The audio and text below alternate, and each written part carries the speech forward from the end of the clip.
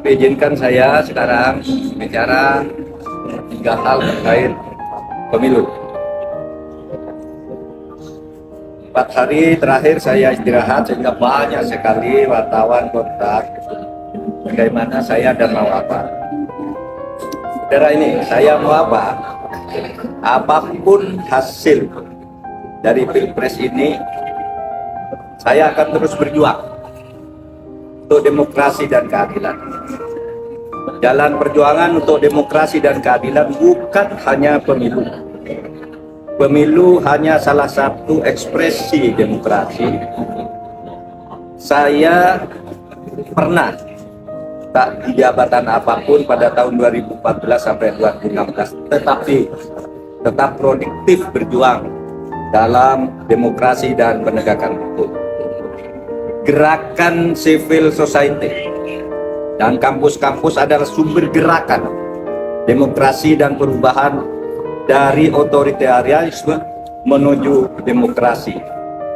Sejarah mengajarkan bahwa jika demokrasi disumbat, maka demokrasi akan selalu membuka jalan sendiri. Ini sejarah kita maupun sejarah kita. Yang kedua, saya bicara tentang 2 hoax, yaitu tentang pemilu curang. Saya memang pernah mengatakan bahwa setiap pemilu, pihak yang kalah selalu menuduh yang menang itu curang.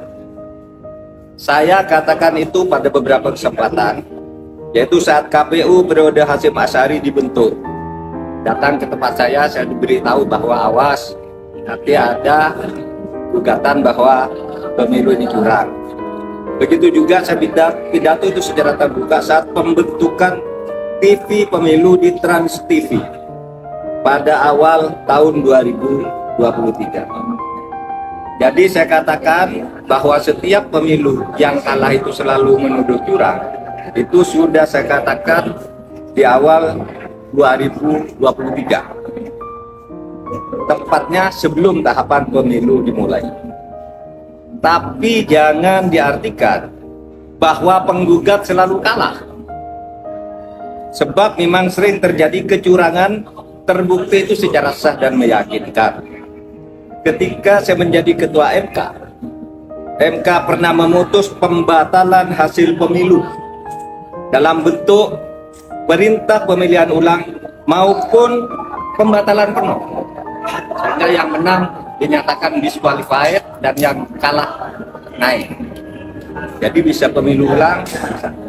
Misalnya saya sebut contohnya hasil pemilu Kada Jawa Timur tahun 2008 saat Khofifah dinyatakan kalah dari Soekarno, kita batalkan hasil dan diulang. Hasil Pilkada Bengkulu Selatan, yang menang didiskualifikasi, yang di bawahnya langsung naik.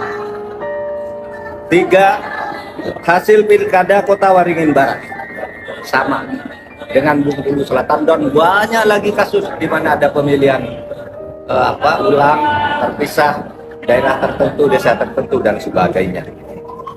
Nah, harus diingat bahwa untuk pertama kali istilah pelanggaran terstruktur, sistematis dan masif itu muncul sebagai vonis pengadilan di Indonesia tahun 2008 ketika MK memutus sengketa Pilgub antara Khofifah dan Soekarno.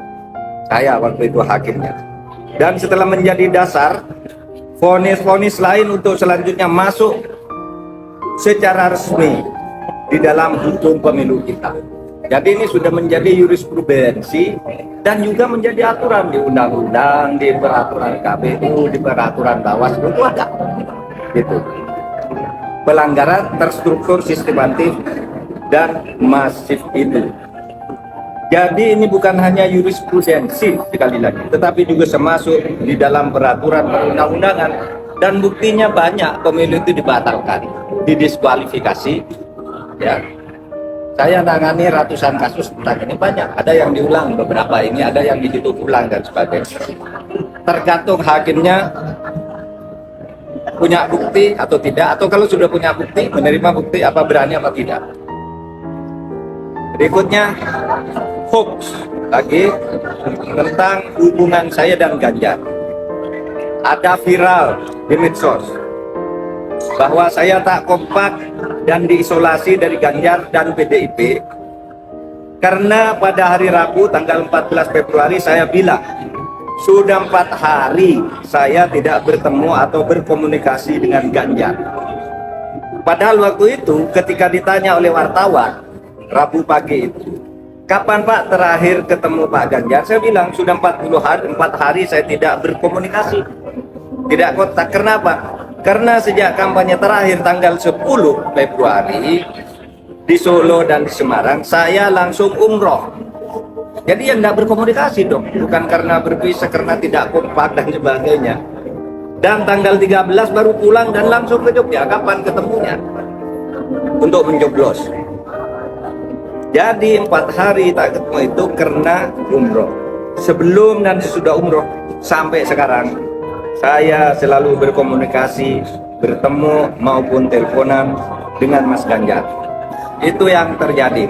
Itu